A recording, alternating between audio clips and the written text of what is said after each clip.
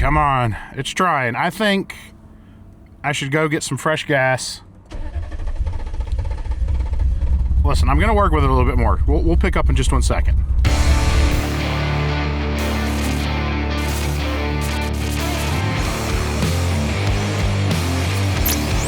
Hello and welcome to the shop. I'm Jared and this is the Questionable Garage, and this is one of my favorite cars, even though it's been sitting since 2023.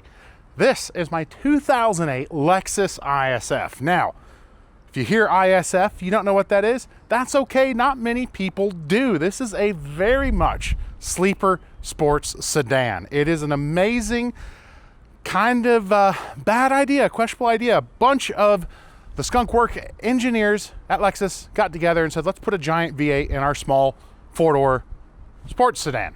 And this is born.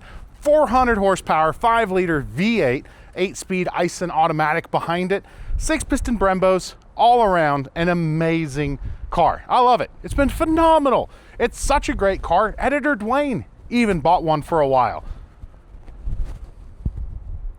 We've taken it on multiple dust ball rallies, mountain runs. It just does everything. I've had it on track days. It's a ton of fun, but it's also very, very broken. And that's where I'm trying to fix that today. I've been needing to get a bunch of parts, so in the past month, I've slowly been ordering parts. I've got $1,800 worth of parts in one day to try to make this thing run again. I want to hear it fire up into life, and then maybe we move on to the next stages, like get the good wheels back onto it, get the good brakes on it. But for now, we just need to make it run. But before we jump under the hood and get to work there, Pierre and Magni have something they really want to tell you about. DOG is my BFF. Clap your hands, stomp your feet, say yahoo if you love your dog. Now, you guys have seen plenty of our Great Pyrenees, and I can't get enough of them, and I know you guys can't either. They're my favorite on-screen companions, and you see plenty of their fur even if they're not on camera. But with a giant breed, one thing you constantly run into is as they get older, they get some allergies, they get some itches, and their joints start suffering a little bit. So taking care of them the absolute best way possible is something I take very seriously. Yeah, Magni? You know what we're doing, so that's why you're so excited and waiting for more. But that's where today's sponsor, Better Wild, comes in very strong. They have a full line of supplements to help, but we are really focusing on one today, and that is their allergy supplement. Now, as much fun as a little itchy spot is on your dog, it could be a sign of bad skin. You've seen your dog scratching a little bit extra, you see them scratching their ears, pawing, rubbing against furniture. That is likely an allergy problem. And that's where Better Wild supplements come in clutch. Now, with a dog, 90% of their overall health is tied to their gut biome, and modern foods don't always cut it. And that's where Better Wild's Wolf Probiotics come to play. After all, your dog is still very much a wolf. I mean, don't they look like majestic wolves to you? One of the biggest keys to a pet supplement is it has to be something they want. I have it in my jacket and they haven't stopped bothering me since. So as you can tell, they definitely like them. Pira, your turn. So show your pet that you love them by making sure you're supporting their best health. Better Wild has soft chews for joint supplement, they have the allergy, and more. So if you're ready to get the wolf back in your dog and make them feel their best, head on over to betterwild.com/questionable, or you can click on a QR code or scan it and use code questionable at discount to get a special offer. Now, what's really awesome is this offer stacks with subscription discounts on the website as well. Again, head on over to betterwild.com/questionable, use code questionable at checkout for that special offer. Get the wolf back in your dog and make them feel their best. And again, if there's any doubt, these two dogs are really good about hiding their pills and spitting them out, and all they care about is getting more. Well, now that you guys are back, hopefully you enjoy some dog time. I always do. Let's get under the hood of this thing and go over exactly what broke. It's a lot, and it's a hard problem too. It's had me scratching my head for quite a while. All right, so what do I mean when I say broken? Because that can be a whole lot of different problems. There's mechanical brakes, there's suspension, which kind of falls under mechanical, and then there's electrical. And that can be the most difficult of problems to solve, and that is what we've run into on the ISF. A big electrical problem. I've mentioned it a little bit in the past where it had a voltage surge and wiped out a whole lot of everything. And I gotta say, the worst part is it's my fault. I was stubborn. I knew I had a bad battery. I wanted the warranty on the battery, and they'd only do it if it was in the car. I drove the car there. They didn't warranty the battery, and then I drove it home for it not to run ever again. 100% my fault. All I can say, especially with modern cars, if you know something's bad, don't be questionable, because that wasn't questionable. It's stupid. And one of my favorite cars has been broken for well over 2 years, as you can tell by its very sad state. It looks okay on camera. It is very sad. But that voltage surge wiped out a lot of computers. I've been slowly fixing them and finding them all out. But the big problem is, we'll jump inside. I don't even remember how a part, we just launched some seeds here. Let's get the, there we go, grass out. But that little blue ECU right there, this is your multiplex power source ECU. That's kind of a front line of defense, sort of. I say sort of because it didn't fully protect against everything. I put one in and it lasted about 10 seconds before it would blow again. So I had to rapidly work through and find the problems 10 seconds at a time. And then we got to a potential winning point. I put one in and everything kind of stayed alive for a little bit, and I was finally able to crank the thing over. It was trying to at least start. It would rotate, but the engine wasn't waking up and trying to fire because it had a fuel pressure sensor problem. Odd, but you know what? We'll figure it out. So I did the next step. There it is. We tore the baby down to get to the fuel pressure sensor. And once I did that, I discovered the UR-V8's absolute worst problem, that valley plate leak. If you look, that's a smooth surface there. And then on top of that, the part that goes on it is the smooth surface. And that coolant really loves to eat the silicone. So I'm like, all right, we're down here. We're gonna do that fuel pressure sensor. Let's get this popped up and fixed too. And in the process of doing it, I had some injectors break. And that's where we've been sitting. A broken injector and a very frustrated Jared. But we now have injectors. I now have gaskets. We have everything we need to hopefully put this thing back together and fire up today. So that's what we're doing. We're gonna clean up that valley plate. We're going to swap out our direct injection injectors, because the ISF has both the injectors in the cylinder and port injection. We got to get that last bit of coolant out, and then we got to work our way around and get all the grossness out. We got to get our spider webs out, and probably the bigger task, I got to remember exactly how all this went. Legitimately, I took this apart end of 23. I miss this car, so let's get to work. Also, I don't remember if I ever got the alternator back in. I took the alternator for testing. Nope. I got a lot to figure out.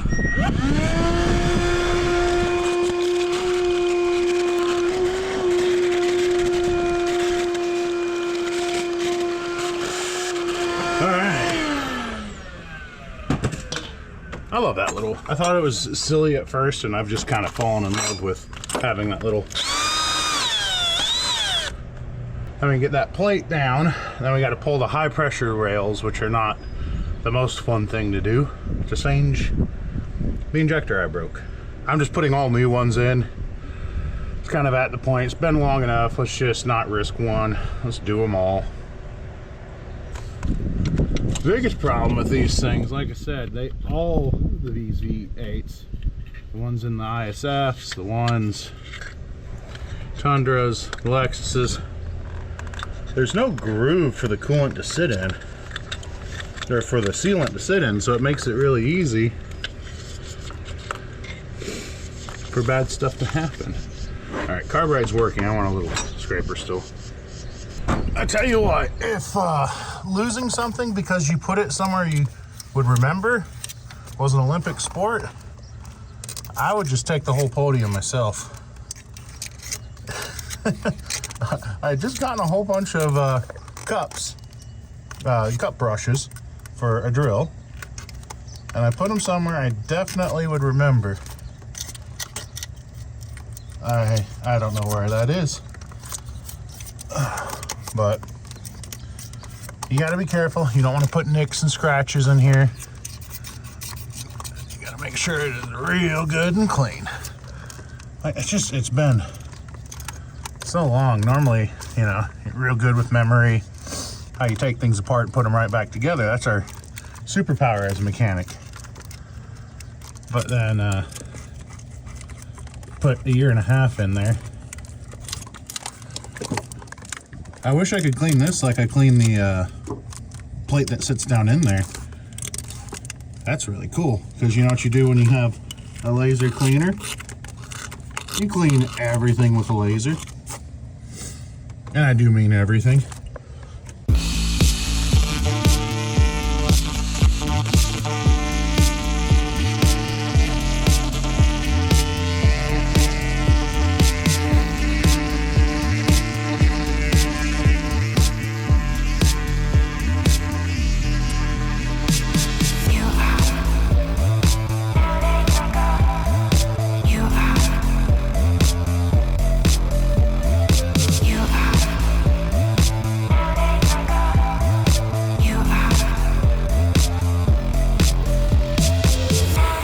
Well, all right, so we've got our silicone. We are letting it skim up. We're not putting it on completely right away. A lot of times you'll see someone, and most of the time you can do it, put the silicone on, throw it on right away, it'll be fine.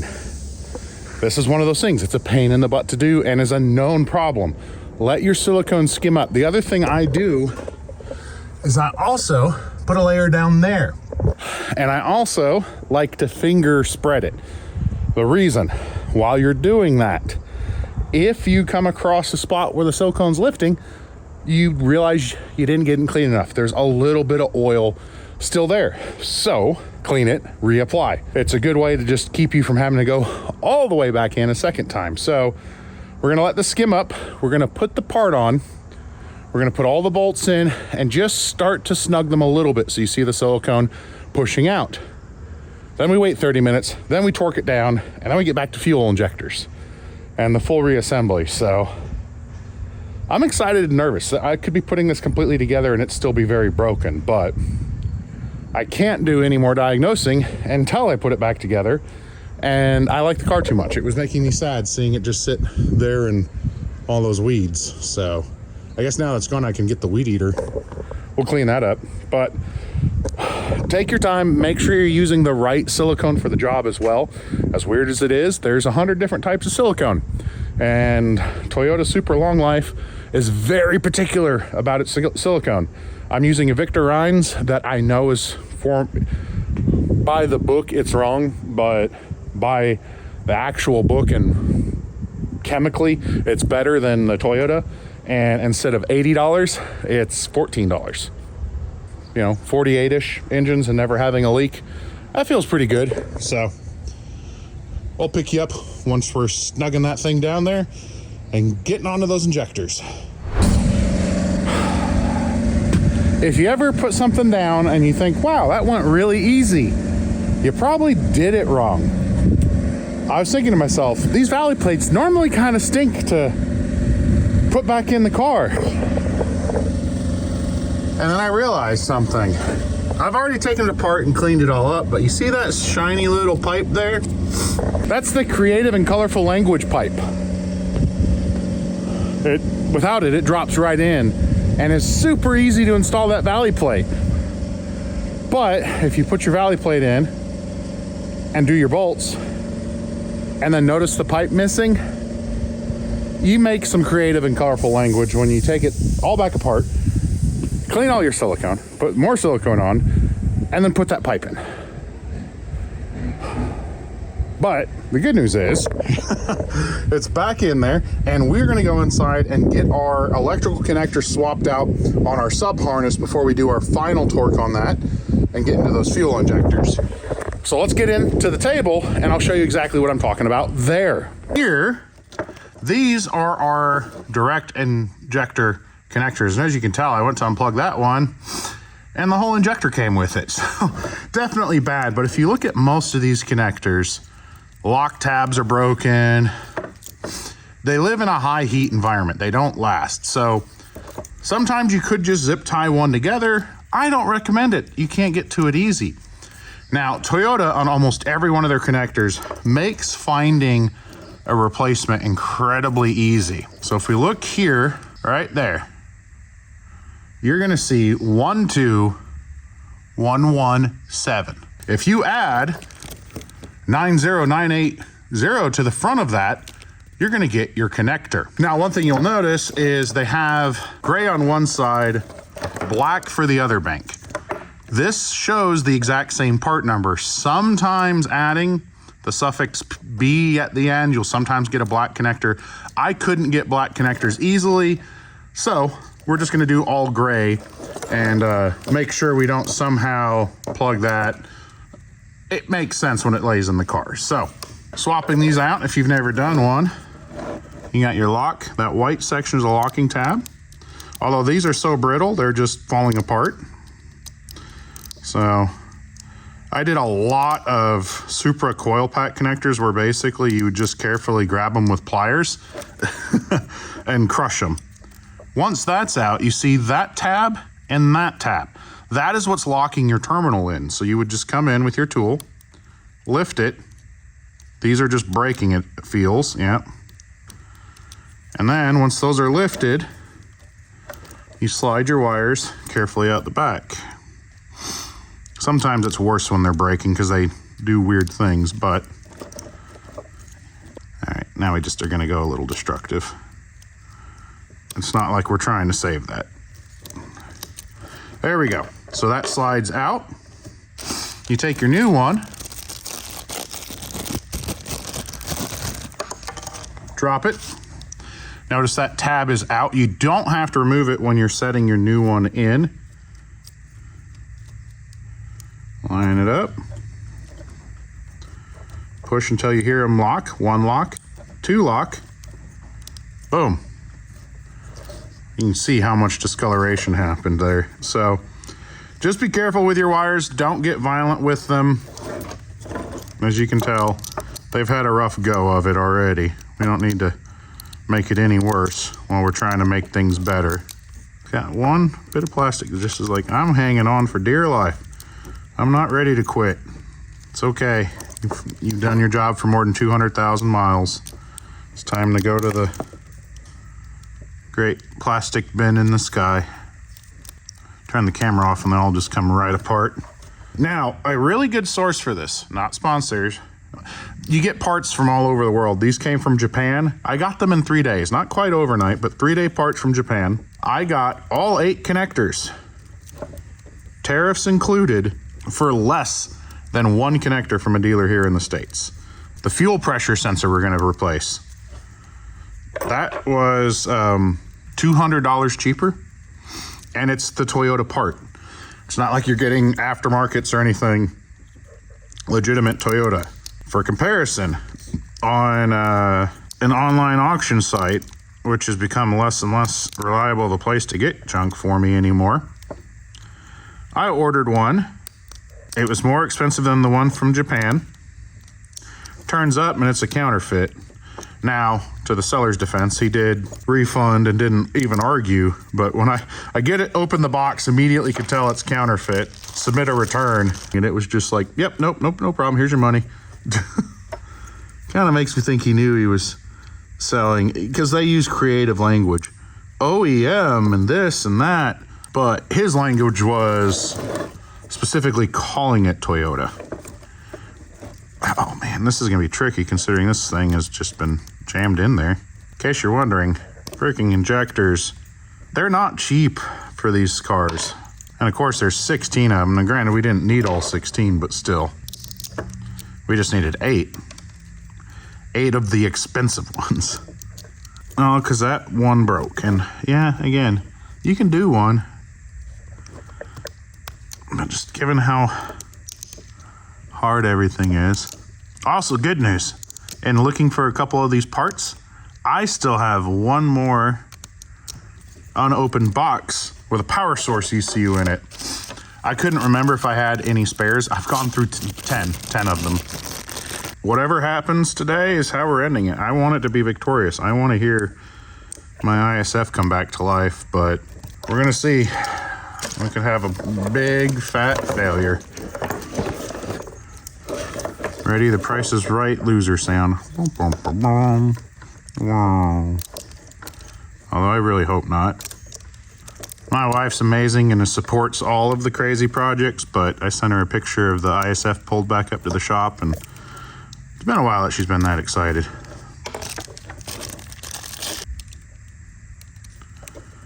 And click. 4 knock sensors, of course. I think one big reason this thing's been sitting since December 23. So I have a bad problem. If I get going into something and it just snowballs, I get frustrated really bad. That's why Ferrari truck's been way too long.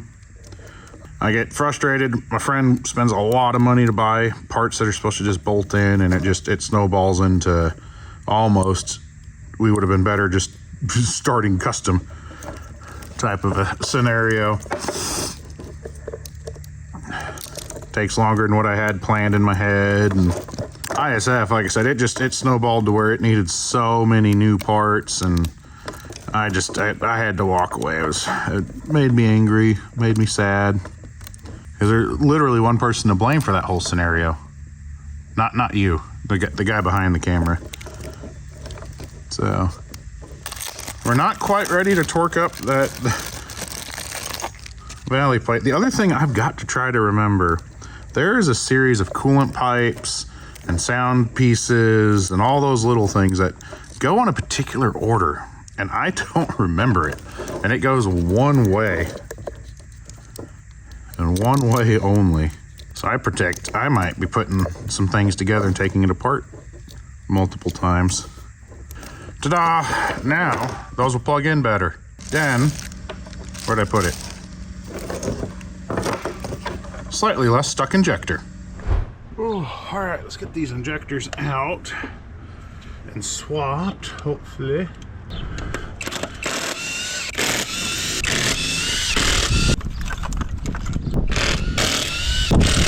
It's funny how many bolts Toyota used on these rails. I mean, it's high pressure.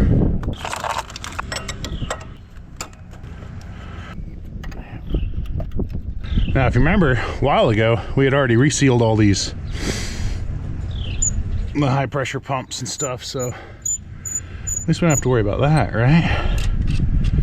Take the little wins where we can get little wins. So one thing I will caution, these are, the high pressure fuel system. Make sure you're being careful and thoughtful in your work process on them, because the last thing you want is a super high pressure fuel leak everywhere. And that's exactly what you'll get if you don't handle these right.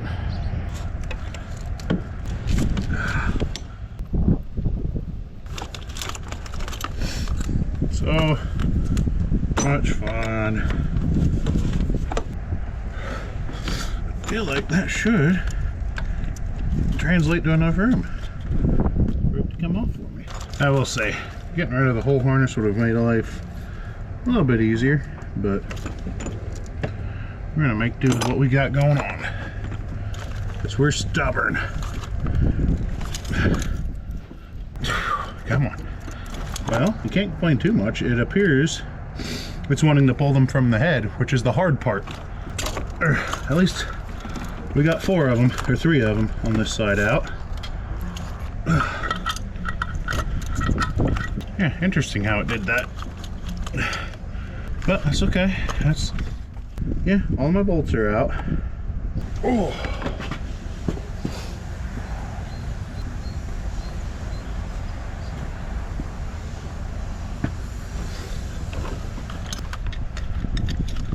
Oh, guys, this is...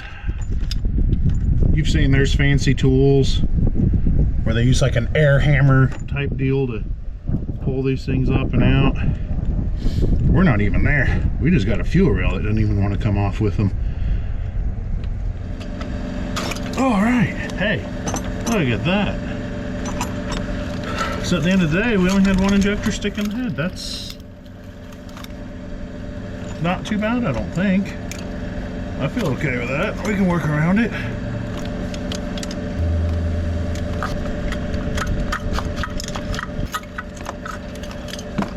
Boom. One set of rails to reload. Make you guys back up inside instead of just waiting in there grunting. All right, so these are pretty much the best remans I could track down. Why did I go with reman and not new? I got a set for $270. One is $283. So found the best reviewer I could and tracked down and cross-reference part numbers. And that's gonna be my best option, I believe. So the next trick is best way of popping these off. Whoop. Almost knocked you over. Sorry, guys. Okay, I just slide up and down. Transfer those collars. That gives your locator in the rail. Has good gaskets. On the high pressure system, they always have these extra felt spacers. The lower. So it's just the two nylons down below. That nylon was failing, so we were actually starting to get, you can see there how it was melting. We were having combustion leak up and through. So there we go. So let's go ahead and get a little bit of our super lube. All right, and then that should do. Come on. There, one in, 7 more to go.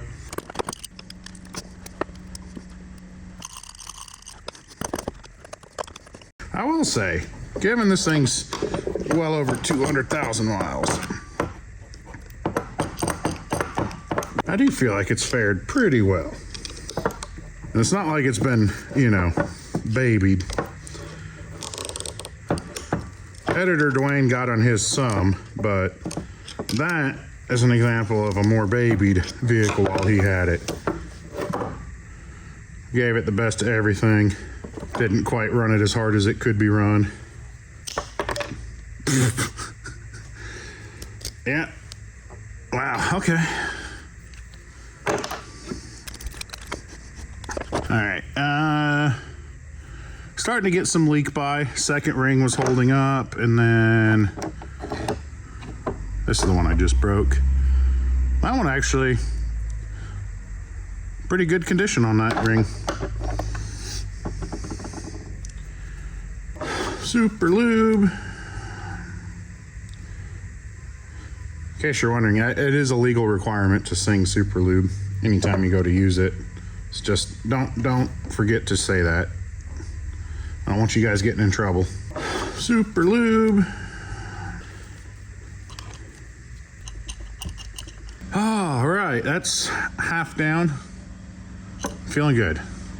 I'm getting excited again. I know everyone has experienced it where you just get into that point with a project when you say nothing goes right, and, you know, nothing is going right with it.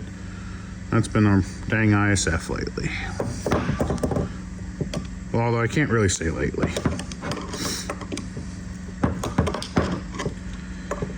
But the ticket comes.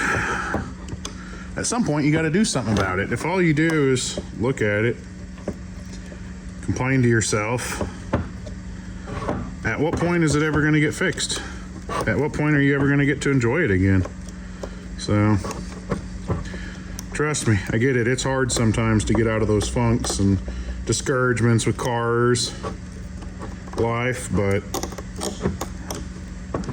the only way you can is taking those steps and working on getting out of it. You know, use that old adage of the mouse that fell into the bucket of cream.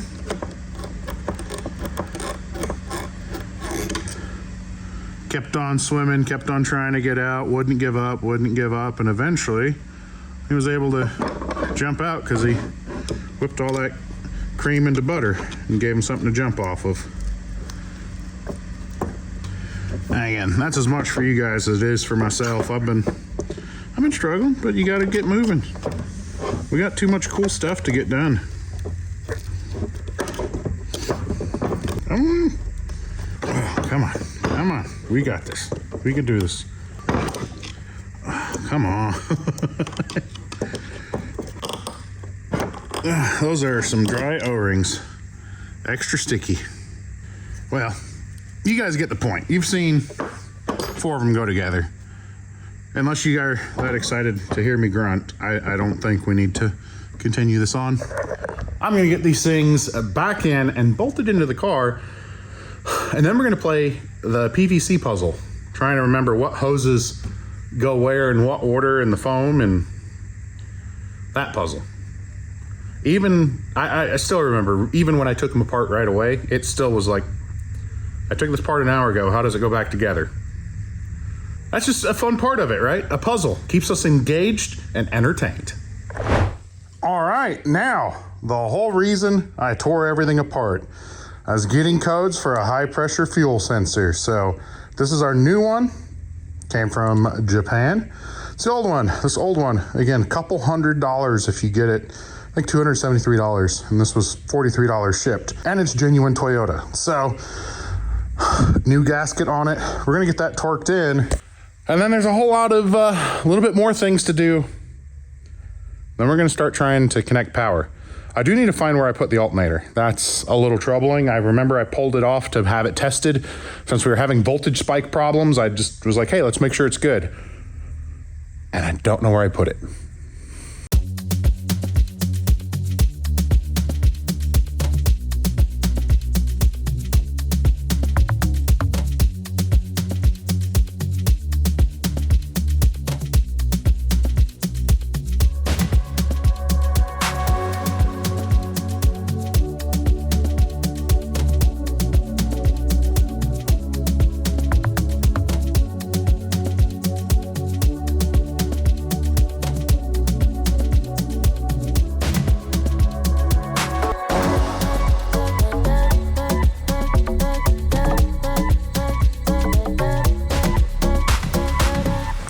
Hey guys, you want to see something really cool? It's almost ready to start, except for one thing, and it goes down there. I still have yet to find my alternator friend, so I'm gonna go on a scavenger hunt.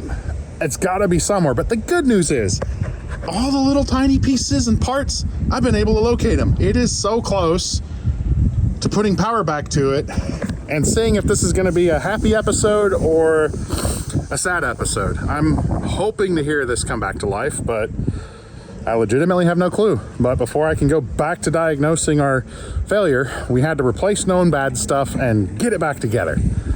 To only take it all apart again. Maybe, we'll see. But I'll let you know as soon as I find that alternator. If you guys know where it is, comment, let me know, so that way I can get it back together sooner.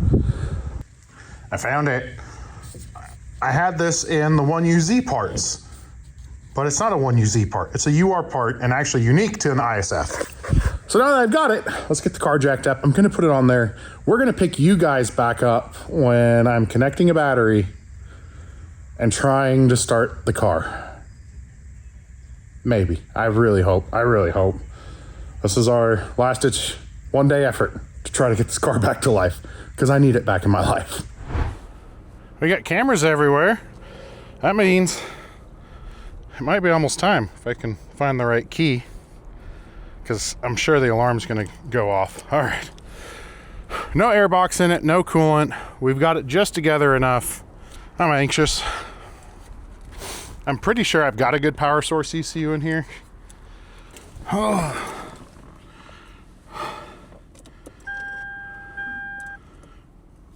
There's a check engine light. That's actually really good news, because normally the check engine light would fail and it would go off immediately.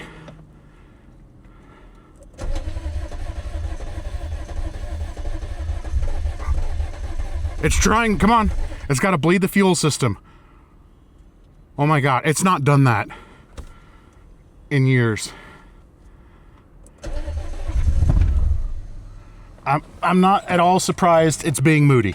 It's got to get fuel through it.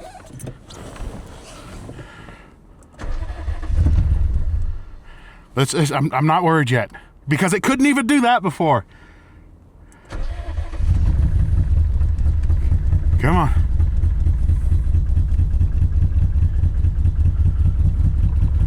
Come on.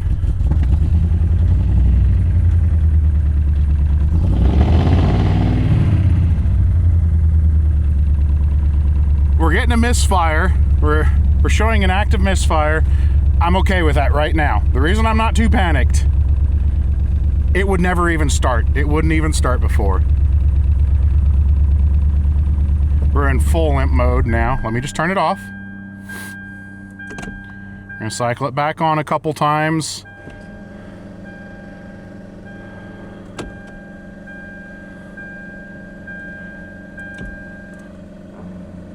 All right, cycle.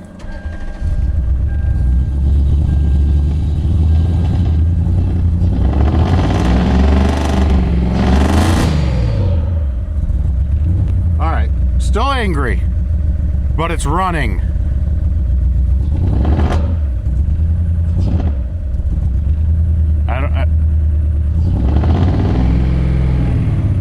I'm still wondering if we're just not dealing with some purging of air out of the fuel system or what, but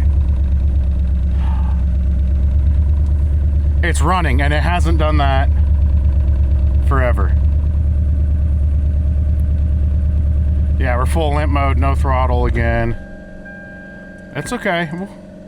We'll give you some time to try to come back to life. Also, again, we can't run too long because there's no coolant, but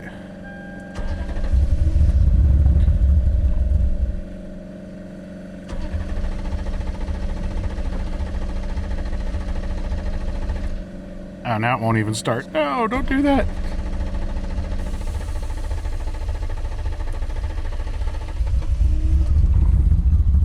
Come on, it's trying. I think I should go get some fresh gas.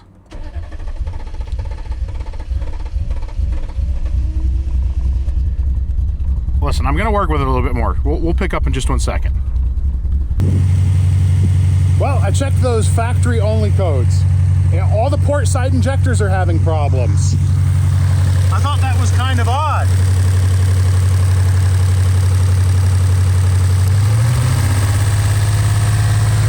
How much you want to bet it runs a whole lot better now?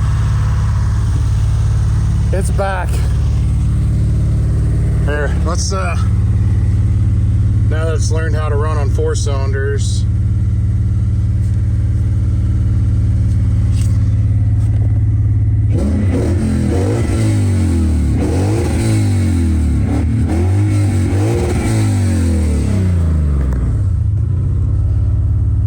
We're ending on a win. It's back. Oh, it's back.